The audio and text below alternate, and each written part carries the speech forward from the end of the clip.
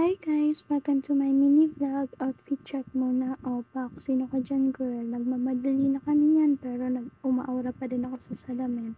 And itong video na to pala guys, itinake ko to last Sunday nung papunta kami sa Naga City, sa Basilica Church para magsindi ng candle and then mag-attenda din ng mass.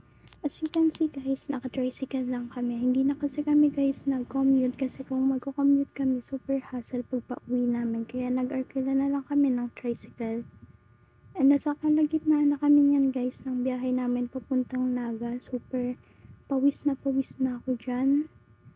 Ako pa naman yung tipo ng tao na pawisin talaga kahit may hangin naman. And ang tagal kasi talaga guys ng biyahe namin.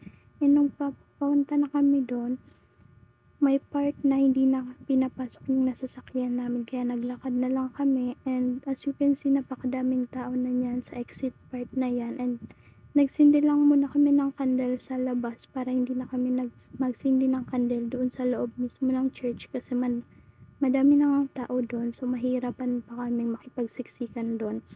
Nung papunta na kami sa church, nag-ask muna si mama na mag-CR daw muna kasi naiihi na siya, kaya sinamahan na muna namin siya. And super pawis na ako dyan. Gusto ko nang maghilamos ng malamig na tubig dyan. And nung papunta na kami guys, ayun nga pala yung church na pinuntahan namin sa Naga City. Yan yung Basilica Church kung nasaan nandyan si Ina. And bumili din yung pinsan ko ng bracelet na rosary.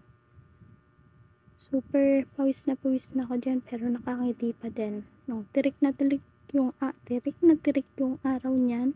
Wala man lang ako dalang payong. And papasok na kami niyan guys sa church kasi hindi na kami mismo nakapasok kasi ang dami na talagang tao and wala na din kaming mauupuan yan kung papasok pa kami. And tinanong ko din yung pinsan kung gusto kong lumabas para magpahangin kasi dun sa napapwestuhan namin wala talagang hangin. And kung nakikita nyo guys, ang dami talagang tao.